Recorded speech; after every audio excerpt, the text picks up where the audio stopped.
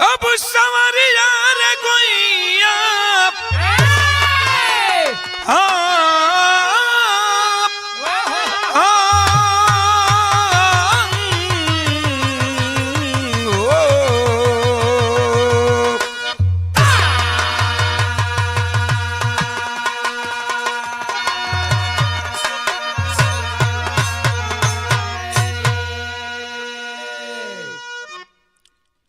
आप लोगन तमाम कान सुनत बानी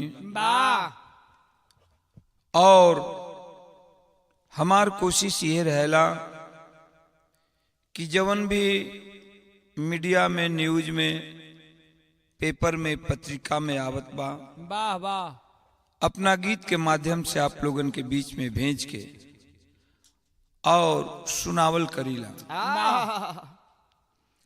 एक और घटना प्रकाश में आया है जो कि देखने में और सुनने में रूह कांप जाता है कि जमाना कहां जा रहल बा।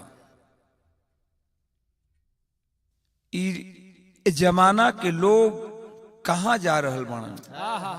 हमनी के निचली पीढ़ी, हमनी से निचली पीढ़ी जौन आवे वाली बे उ कहां जाई। ध्यान दही ए गीत के आप लोगन के हम सुनावत बानी। कहां कई घटना बा, कहां कई कांड बा, लेकिन शर्मसार कह दिले बा। कवि जी बड़ा अच्छा बात लिखलन भूमिका के लाइन में।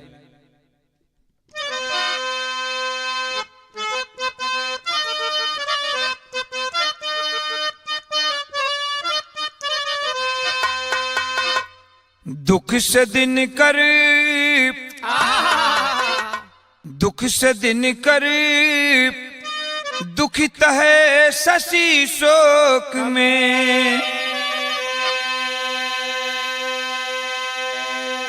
मौन मायूस गंगा की धारा हुई।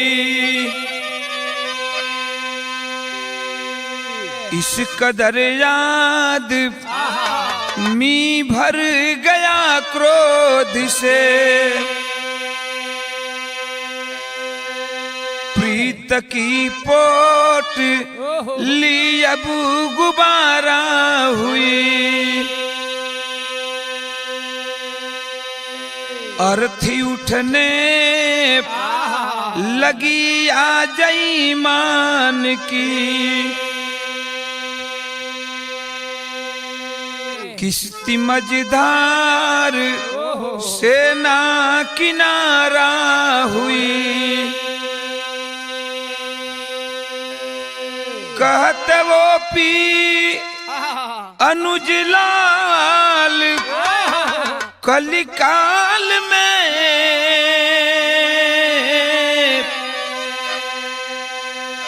कहते वो पी अनुज लाल कलिकाल में। बिलख बेटी बहन बेसहारा हुई।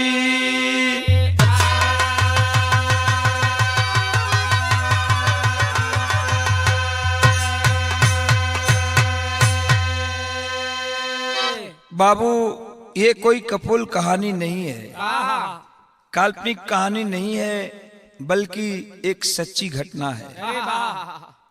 और इसी 2025 की कहानी है। ध्यान देंगे कैसी कहानी है, कहां की कहानी है। ये तर्ज बा मास्टर का तर्ज का लाइन बा।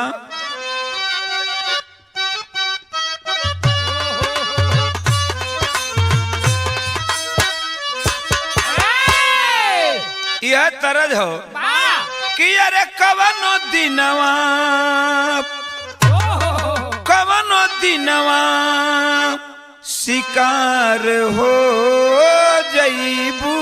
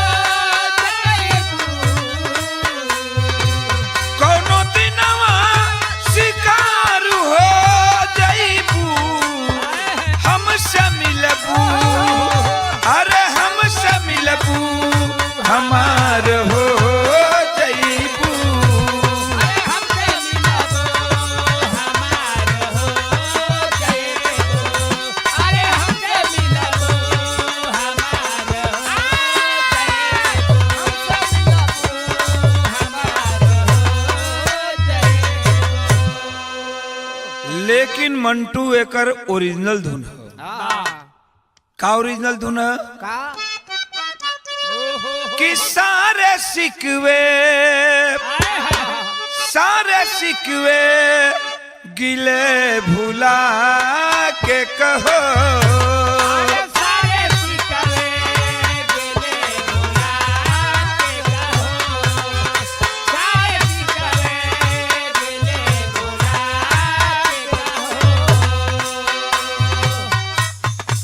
सारे सिकवे गिला भुला के कहो, सारे सिकवे गिले भुला के कहो, सारे सिकवे गिले भुला के कहो, सारे सिकवे गिला भुला के कहो, जो भी कहना वो मुस्कुरा के कहो, अरे जो भी कहना मुस्कुरा के कहो, अरे जो भी कहना मुस्कुरा के कहो, अरे जो भी कहना मुस्कुरा के कहो, अरे जो भी कहना मुस्कुरा के कहो। लेकिन गाना का भाव दिहल गई वाह कि क्रोध में काल के बसेरा, क्रोध में काल के बसेरा, क्रोध में काल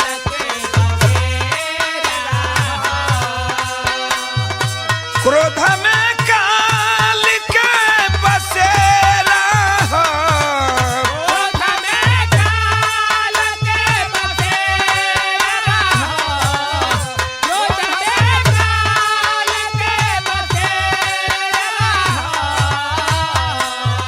सांप के बाप जी सपेरा, सबके बाप एक सपेरा, सबके बाप एक सबके बाप एक सपेरा। इहवे से बात के शुरुआत हो गई। वाह कहानी कहाँ कबा केकर कहानी बा बाबू। नजम के लाइन में कवि जी लिखलन है का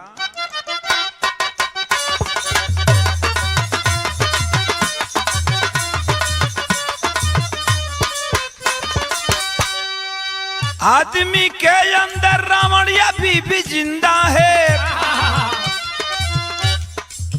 आदमी के अंदर रावण या बीबी जिंदा है, समाचार सुन के देश भी शर्मिंदा है।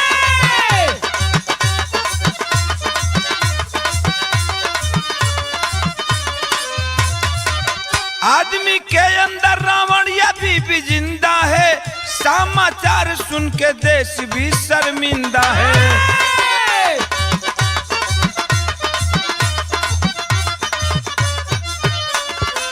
कहानी कहाँ कबा यूपी प्रांत का दुखांत ये तराना है, यूपी प्रांत का दुखांत ये तराना है, जिला गाजीपुर दिलदार नगर थाना है।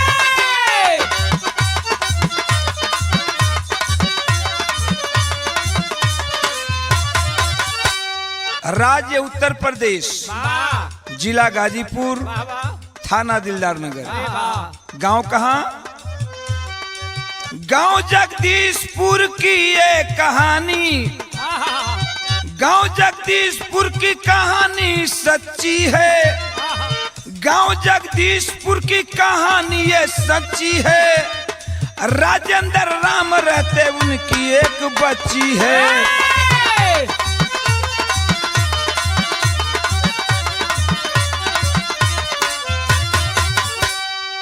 राजकुमारी जब 16 बसंत पार हुई, पिता के सर पे अपनी बेटी जैसी भार हुई।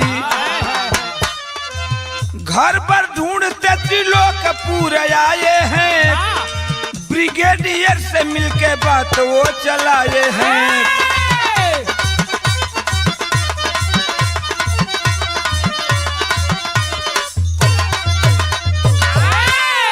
तनी बात समझ ला, हमार बिरहा एकदम साफ साफ समझ में चली आई। उत्तर प्रदेश में गाजीपुर जिला सरहदी जिला हो और वही गाजीपुर जिला दिलदार नगर थाना के बाबूजी ई कहानी बा। गांव का नाम जगदीशपुर बतावल गई और जगदीशपुर के रहे वाला राजेंद्र राम उनकर एक बेटी रहल, जेवना बेटी का नाम रहल राजकुमारी। बिटिया धीरे धीरे 16 बसंत पार कैलिन है। आ जब 16 बसंत पार कैलिन त हर बाप का सर पर बेटी का बोझ हो जाला। बेटी जब जवान हो जालिन बाप का सर का बोझ हो जालिन, चाहे हमार होखे चाहे आप लोगन का होखे। बेटी बाप के सर के बोझ हो गईलिन। हर बाप चाहेला कि कहीं बेटी का अच्छा घर बर देख के और ब्याह शादी कह दी, बेटी पराई धन है। ते बाबू राजकुमारी के 16 बसंत जब पार हो कैली न, राजेंद्र जी शादी के चक्कर में पड़ गिलन कि इनकर कहीं शादी कह दी, घर भर ढूंढ के आखिर लड़का खोजत खोजत वही गाजीपुर जिला में त्रिलोकपुर एक गांव हो, वही त्रिलोकपुर में इला ना। अब ब्रिगेडियर साहब, ब्रिगेडियर नाम हो, ब्रिगेडियर राम से ब्रिगेडियर के एक लड़का रहलन, उन्हीं के बारे में ब्रिगेडियर से बात चलावे लगलन। बात बन गई। आज जब बात बन गई बाबू, तब शादी पक्का हो गल। देखें शादी पक्का हो गल, दिन बारी धरा गल। बेचारू बड़ा हंसी खुशी से घरे लौटलन हो। परिवार के बतौलन की बिटिया का शादी तय कर दिया त्रिलोकपुर में ब्रिगेडियर के बेटवा से। तब कवि जी एक लाइन तर्ज दिहलन का भाव मास्टर, तर्ज का लाइन का बा,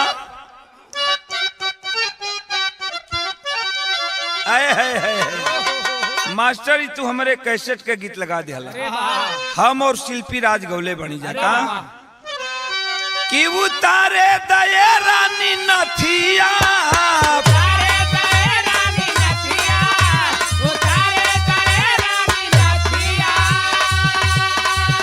कमएज पानी कमएज बाबानी या विपतिया,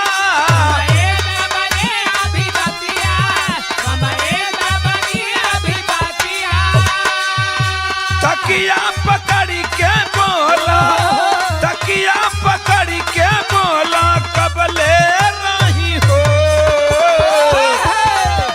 अरे नाजुक कमर बाटे ए मोरे राजा, लुट धीरे धीरे सही हो। अरे नाजुक कमर बाटे ए मोरे राजा, लुट धीरे धीरे सही हो। अरे नाजुक कमर बाटे मोरे राजा, लुट धीरे धीरे सही हो। तब गाना का भाव दिहल गई। इतना तर्ज बा हमरे कैसेट का, लेकिन बिरहा लाइन का, बिरहा में तर्ज से सुंदर फर्ज लिखल गया। शादी ब्याह तय हो गल। आज राजेंद्र राम के बिटिया का शादी तय हो गल ब्रिगेडियर के बेटवा से त्रिलोकपुर में।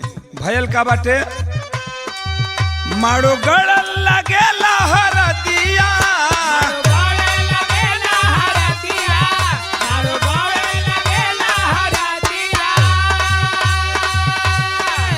पाँच जून के पड़ल बाटे सदिया,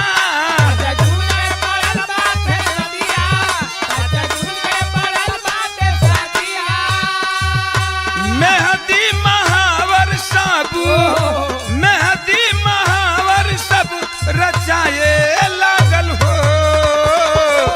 नाजुक उमर बा राकेश राजकुमारी के, मंगल गवाए लागल हो।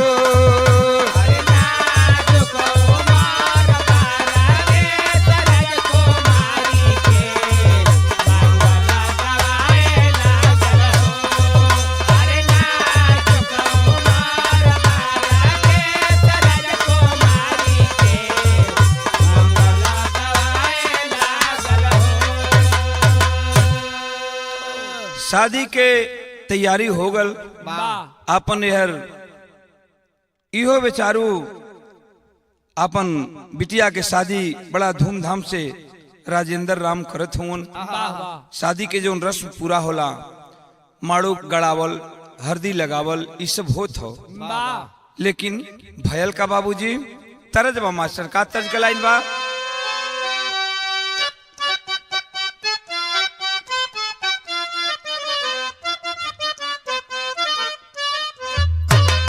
वह तरज बा वाह कि जाताला राजावा चढ़ी के जहाजावा फसिया न मोहिनी के जाल में।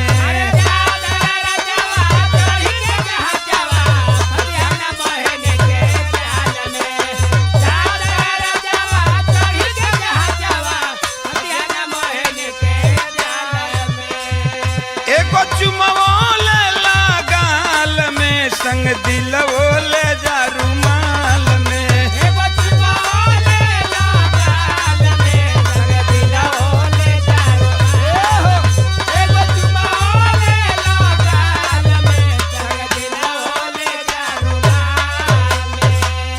ई तो तर्ज बा, लेकिन तर्ज से सुंदर गाना के हमरे फर्ज दिहल गई। साजी के बरतिया साथी संगतिया चलल समधिया गरूर में।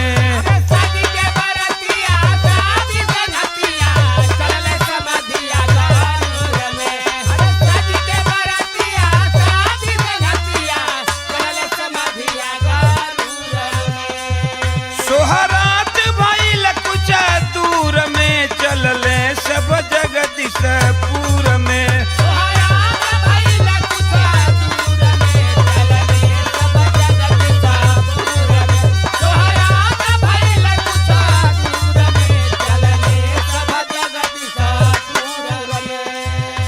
आज वो दिन आ गई, ब्रिगेडियर राम अपने बेटवा का बारात लेके चलन है।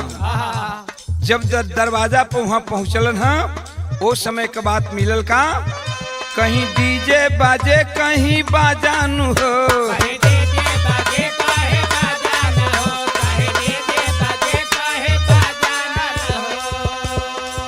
सज धज के चले दुल्हे राजानु हो।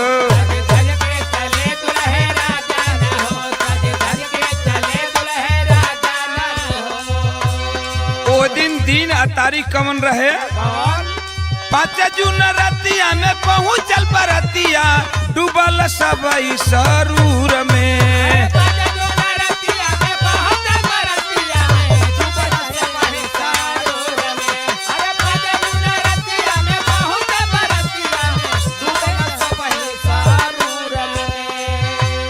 पाँच जून रतिया में पहुंचल बरतिया डूबल सबई सरूर में। सोहरात भइल कुछ दूर में सब पहुंचल जगदीशपुर में।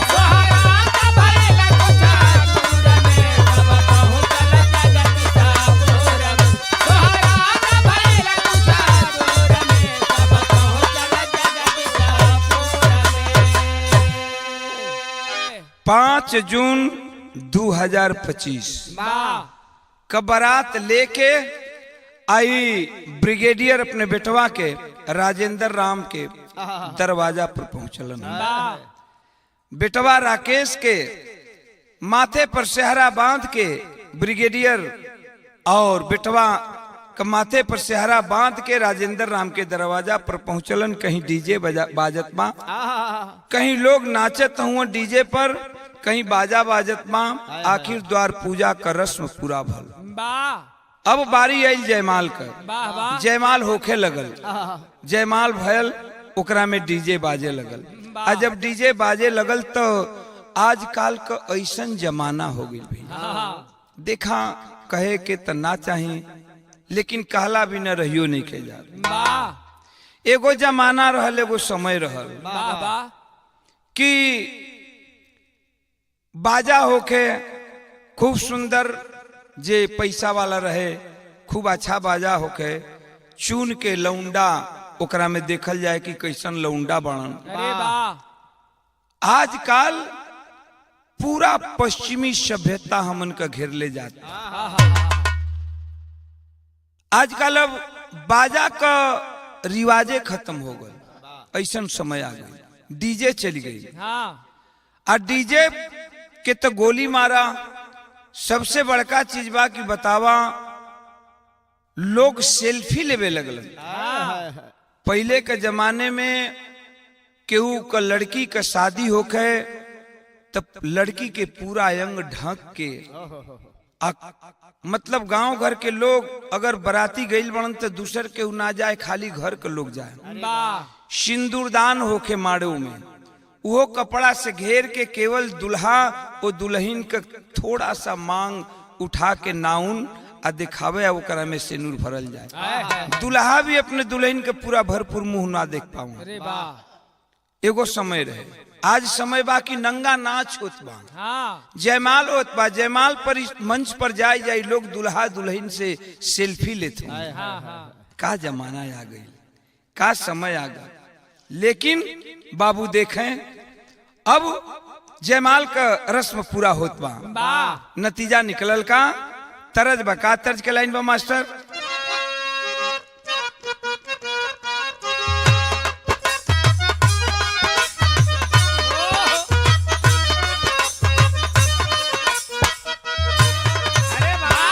वो है तरज बा। शिल्पी एक बड़ा अच्छा गीत गौले बड़ी और कोनो जोड़ ना बा, साफ सुथरा गीत बा। देखें खाली अश्लील गीत ही नहीं हिट हो खेला, इहो गीत वायरल भइल। धन्यवाद बा शिल्पी राज के। तत् गौलिन हम कि छान छाने बदले, छान छाने बदले तोहरो मिजाज राजबू, धोखेबाज राजबू, उड़न बाज राजबू। छान छाने बदले तोहरो मिजाज राजबू, धोखेबाज राजबू, उड़न बाज राजबू। छान छाने बदले तोहरो मिजाज राजबू, धोखेबाज राजबू, उड़न बाज राजबू। खाके पान जन जान तू हमारा हो,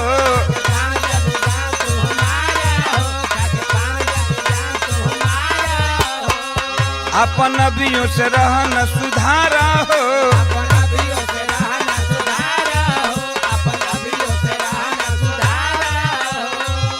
तोहरा न बाटे तनिको लाज राजबू। छान छाने बदले, आहा छान छाने बदले तोहरो मिजाज राजबू, धोखेबाज राजबू, रंगबाज राजबू। छान छाने बदले तोहरो मिजाज राजबू, उड़न बाज राजबू, धोखेबाज राजबू। छान छाने बदले तोहरो मिजाज राजबू, धोखेबाज राजबू, उड़न बाज राजबू। लेकिन हमरे बिरहा का भाव दिहल गेली त तरज बा। तरज से सुंदर फरज बा। का द्वार पूजा लागल, द्वार पूजा लागल, पड़ल जाए माल बाबूजी, तत्काल बाबूजी, बढ़ल बवाल बाबूजी। द्वार पूजा लागल, पड़ल जाए माल बाबूजी, तत्काल बाबूजी, बढ़ल बवाल बाबूजी। द्वार पूजा लागल, पड़ल जाए माल बाबूजी, तत्काल बाबूजी, बढ़ल बवाल बाबूजी। बाजा बाजे सब खुशियाँ मनावे हो, बाजा बाजे सब खुशियाँ मनावे हो, बाजा बाजे सब खुशियाँ मनावे हो।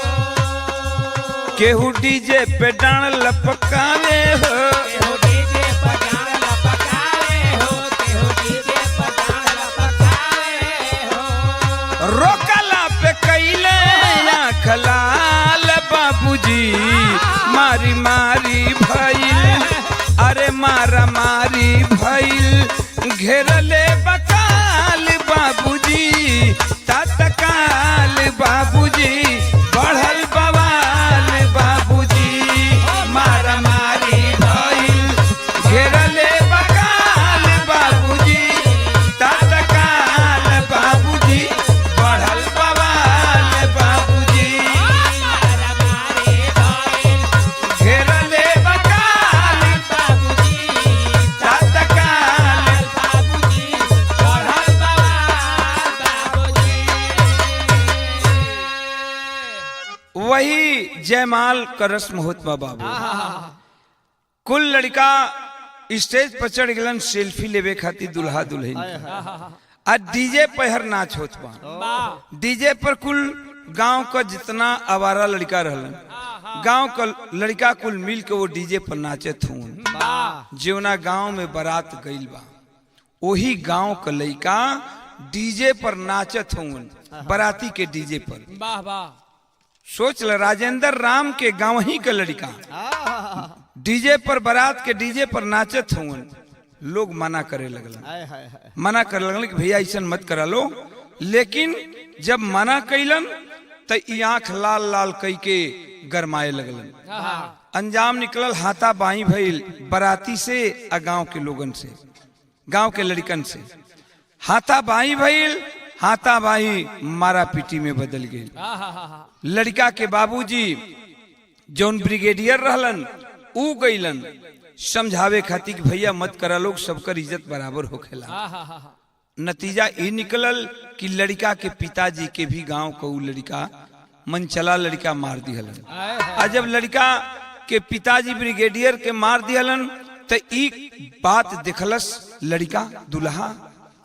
आ जब देखलस दुल्हा वही बैठल बा जयमाल वाला मंच पर, राकेश जेकर नाम बाटे, ऊ दौड़ के आइल कि अरे भैया ऐसा काहे करत हुआ लोग, इतना अत्याचार काहे करत हुआ लोग, डीजे हम ले आइल बनी अपना खाती अपना बाराती में, अतः लोग मारा मारी कर दिया लोग, और न तो हमरे पिताजी का मार दिया लोग। उसी में से एक लड़का जो है बाबू कट्टा लिया था, तमंचा लेकर के नाच रहा था, जैसा कि सोशल मीडिया पर प्रमाण मिला है। और उस तमंचा के बट से दुल्हा को भी, राकेश को भी कपार पर जड़ दिया, मार दिया। दुल्हा का सर फट गया, गिर गया। उसी बीच में गिर कर लहू लुहान होके करता है क्या बाबूजी?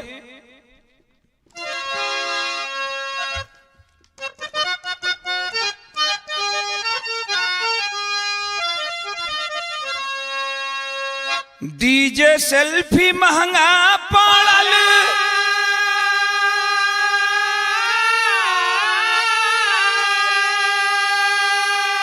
ए भैया बढ़ल झगड़ावा हो,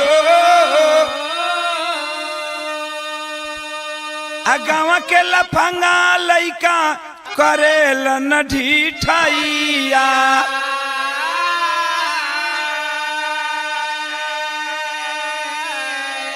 गईले बचाव करे बाबू ब्रिगेडियर राम, औनहु के शुरू कई दिहाले पिटाइया।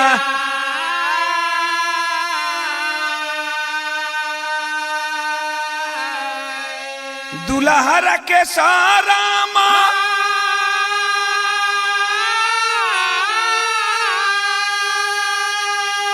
अरे दौड़ी के छोड़ावे गईले,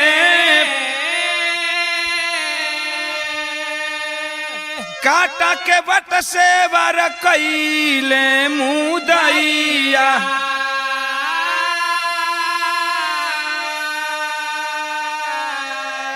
लहू लुहान होके, ए भैया लहू लुहान होके गिरल धरतिया पे। दुलही राजकुमारी रोवे सुझे ना उपाइया।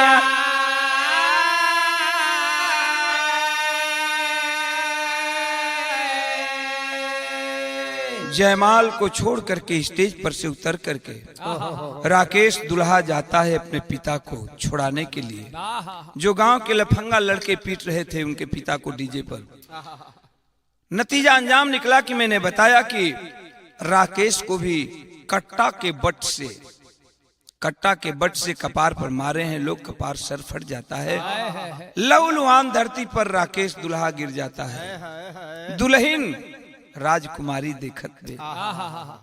हर घर में बहन बिटिया हईन बाबू हर उखी पतई होला। जेवना बेटी के जयमाल होत बा और करे दुल्हा का जीवन साथी के आज क्यों मारे लगे वहां, वो दुल्हन पका गुजरी। जब दुल्हे राकेश गिर गया है, लहूलुहान हो गया है, राजकुमारी नहीं रह पाई। जयमाल के मंच से उतरती है, दौड़ करके जाती है, दुल्हे के सर को गोद में उठा लेती है। अपने जो लाल चुनरी पहनी थी शादी के जोड़ा, वो चुनरी से सर के खून पूछत पे कवि जी भाव दिहलन है।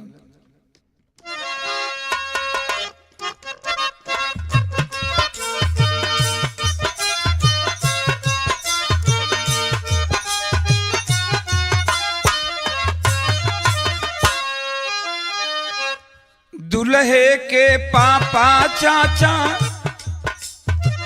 दुल्हे के पापा चाचा सब रिश्तेदारावा हो, सब रिश्तेदारावा हो, चलले करावे उपचार जी।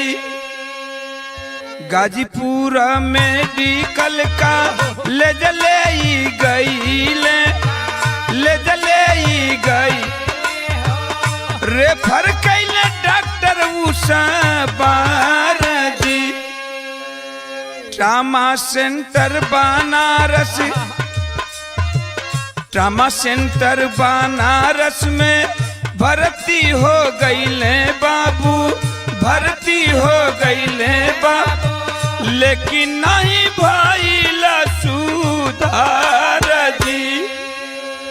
कवनो दवाई भइल नहीं सुनवाई भइल, कवनो दवाई भइल नहीं सुनवाई भइल, 7 जून के छोड़ल संसार जी।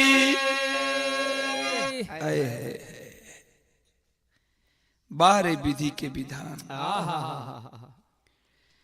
जल्दी जल्दी में बाबूजी राकेश दुल्हा को उठा करके लोग ले जाते हैं गाजीपुर मेडिकल कॉलेज में। वहां के डॉक्टर रेफर कर दिया ट्रामा सेंटर में बनारस। ट्रामा सेंटर बनारस में आखिरकार उपचार होने लगा, लेकिन वही होता है जो विधि की विधान है।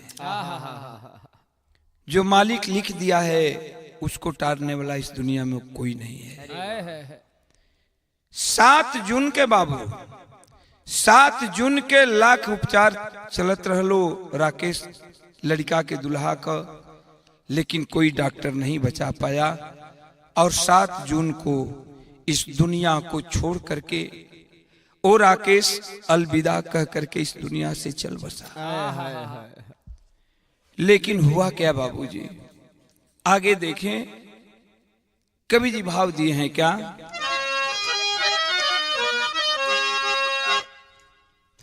कवि जी लिखलन है ओ लड़की के बारे में, राजकुमारी के, कि साध पूजल,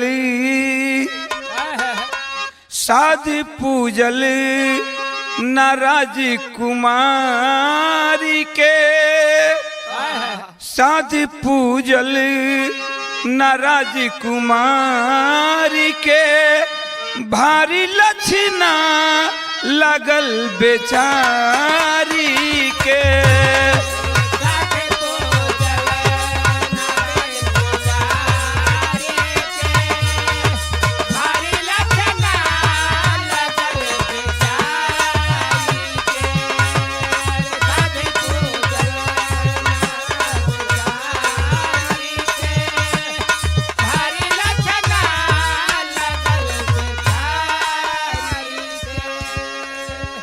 एहर लड़की का हालत का बा,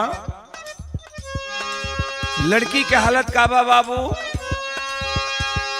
छाती पिट पिट के खूब रोवेली,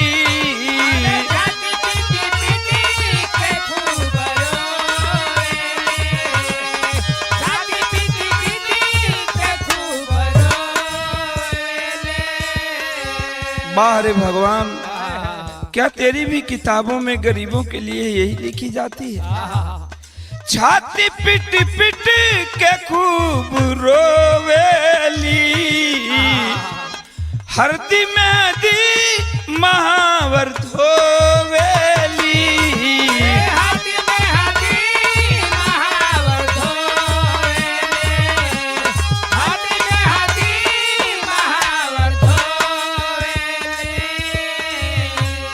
जारी दिहली, अरे जारी दिहली बियहुती सारी के, जारी दिहली बियहुती सारी के, भारी लक्षणा भइल बेचारी के।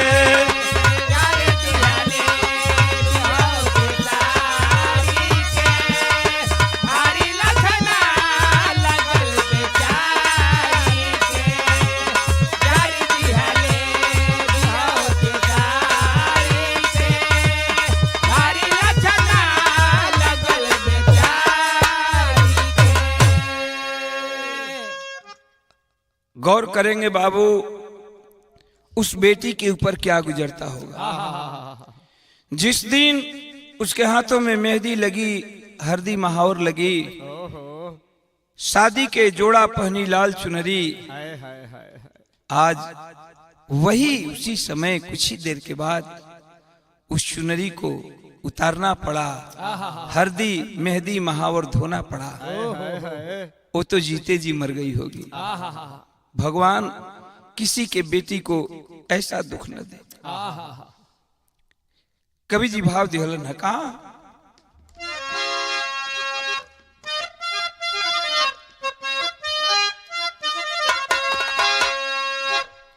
अरे रोवे राजी कुमारी कवन,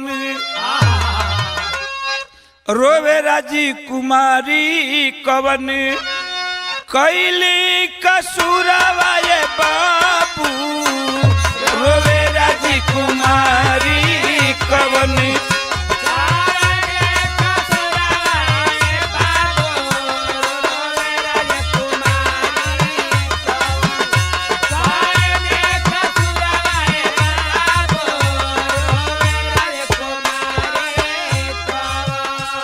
सदिया से पहिले, सदिया से पहिले तवागल से नूरावा ये बाबू, तवागल से नूरावा ये बाबू,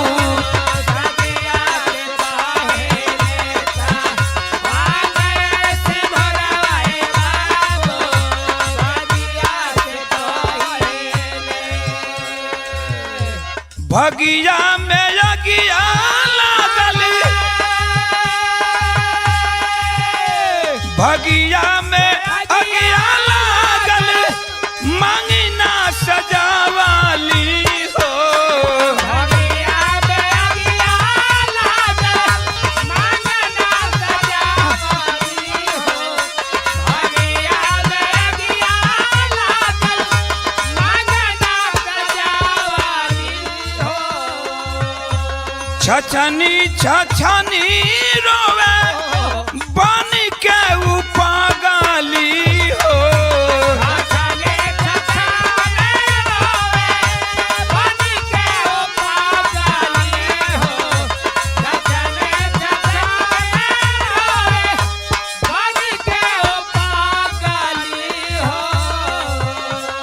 आगिला गो बाजर परो, आगिला गो बाजर परो, ऐसा नाई हरवा ये बाबू, आगिला गो बाजर परो, ऐसा नाई हरवा ये बाबू,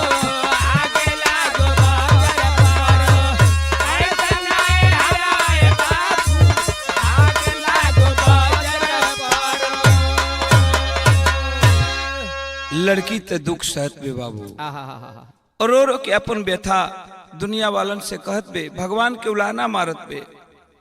लेकिन आज जब 7 जून को राकेश के प्राण पखेरु उड़ गए, बनारस के ट्रामा सेंटर में जब उसकी लाश उसके घर पर गई है, जवन मतारी अपने बेटवा के माथ पर मऊर बांध के सेहरा बांध के अब भेजलस शादी करे के कि हमार बेटा वर से बहू लेके आई। आऊ बेटा बहू लेके ना आइल, बल्कि वो बेटा के लाश घर में पहुंचल। जब बेटा के लाश घर में पहुंचल तो ओकर मतारी रोवत बे, अपने बेटवा के लाश पर गिर के ब्रिगेडियर के औरत मतलब राकेश के मतारी दुल्हे राजा का रोवत है और रो के एक ठे बात कहली। का कहलीन बाबू?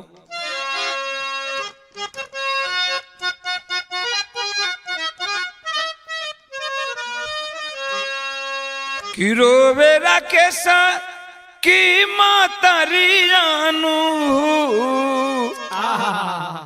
रोवे राकेश कि मतारी जानू हो, ई का कइल ये हीरावा।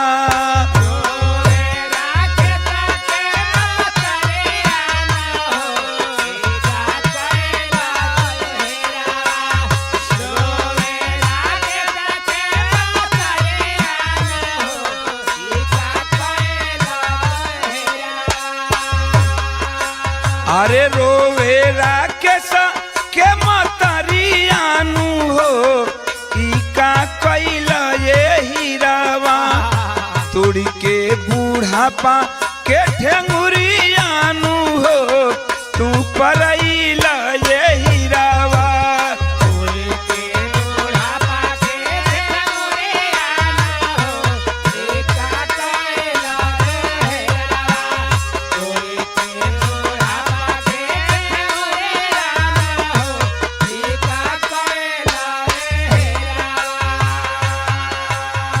घरवा से भेजल रही कई के परीक्षणवा,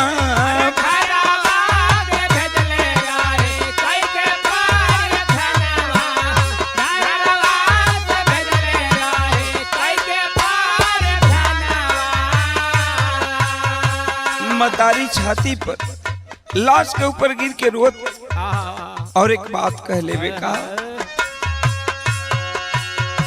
घरवा से भेजल रही कई के परीक्षणवा, बहू ना ले अइला ओढ़ी के कफनवा।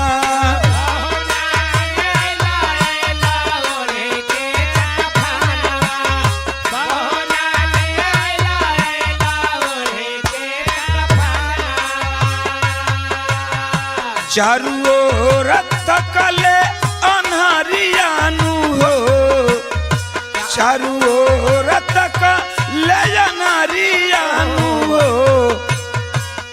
सपना भइल ये हीरावा।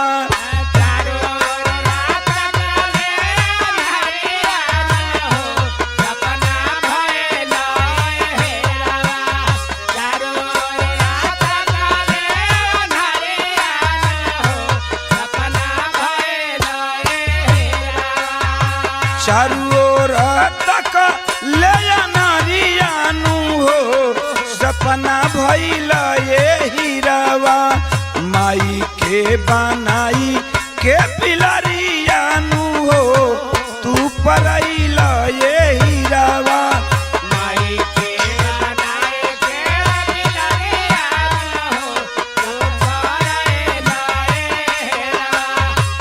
माई के बनाई के पिलरियानु हो, तू परइल ये।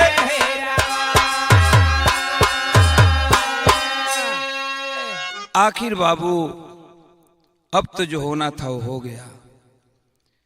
इस दुनिया में नहीं रहा राकेश। गांव घर मिल करके राकेश की अर्थी सजा करके अंतिम दाह संस्कार कर दिए, लेकिन कवि की कलम रुकती नहीं है। कवि ने लिखा है क्या? तेरी के भाव में।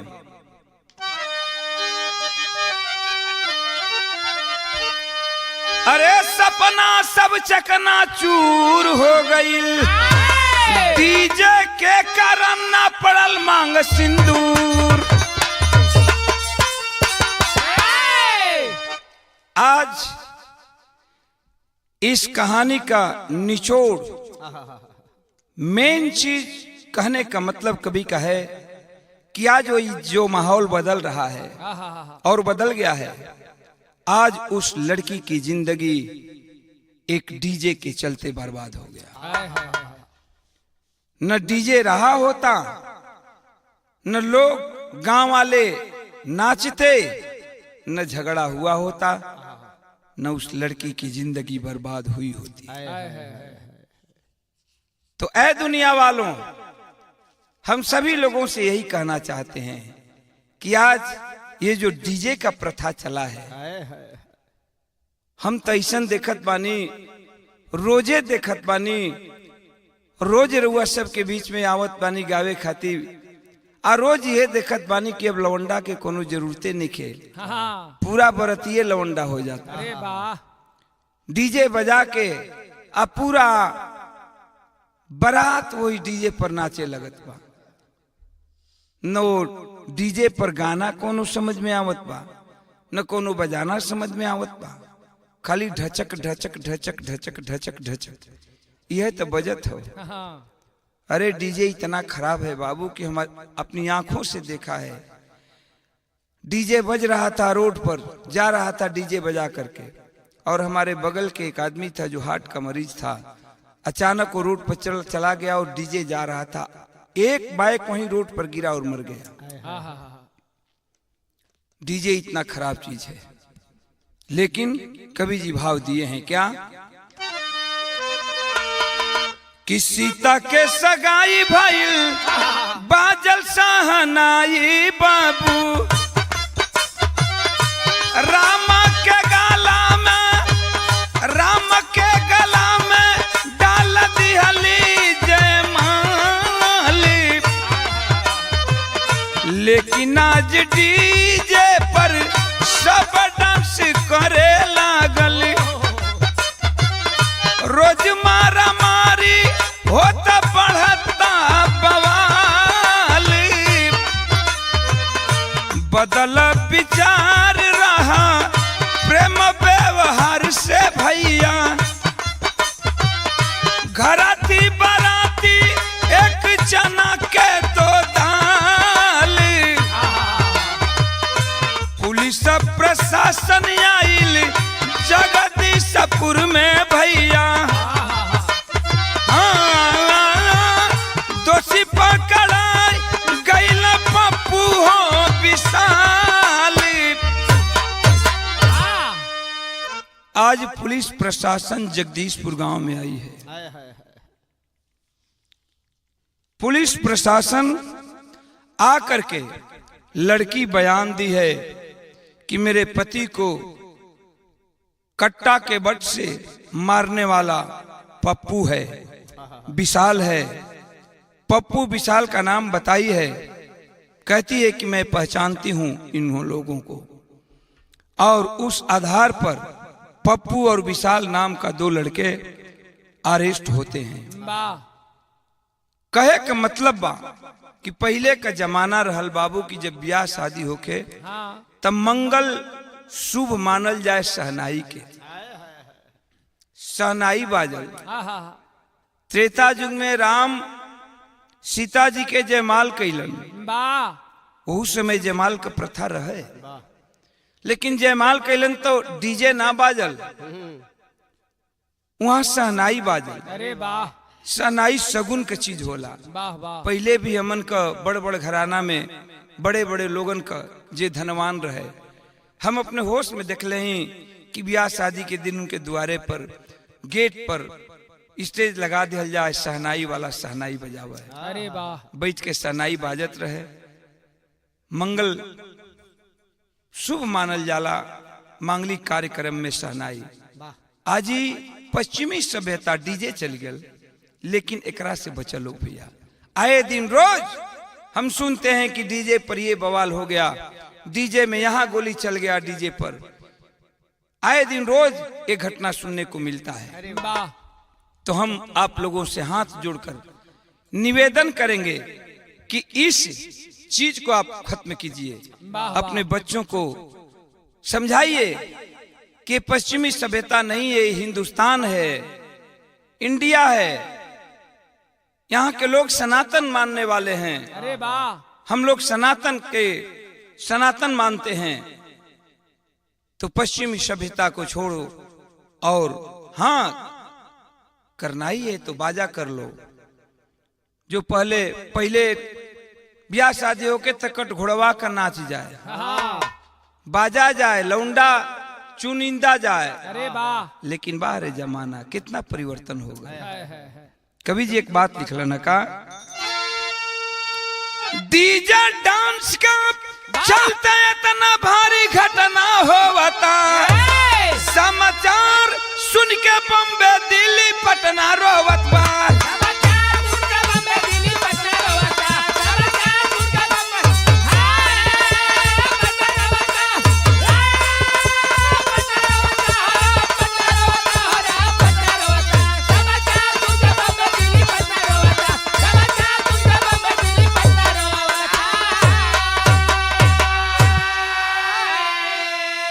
लेकिन आज के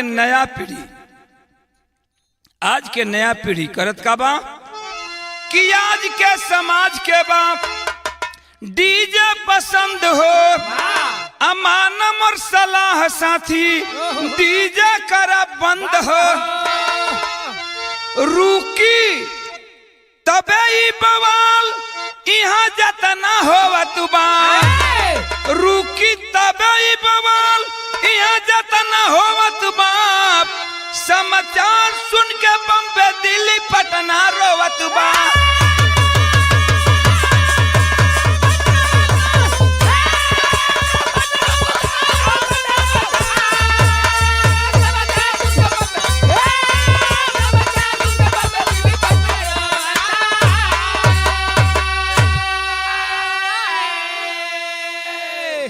कवि जी का एक सलाह रहल कि डीजे छोड़ा, अपन गांव को गवई के चीज अपनावा।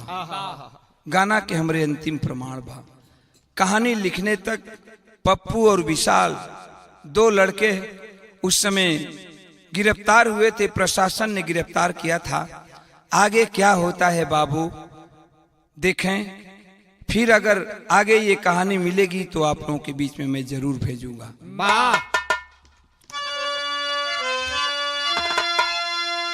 जय जखाड़ गुरु स्वामी जी के ओम प्रकाश फुलवारी, कथन करे कवि अनुज लाल रविंदर नंद बिहारी।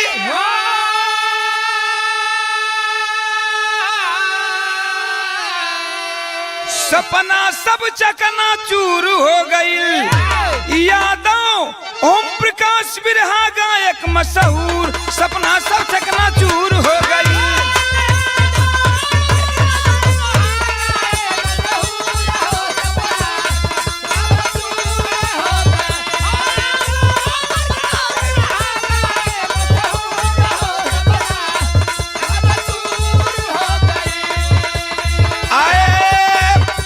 भैया धन धन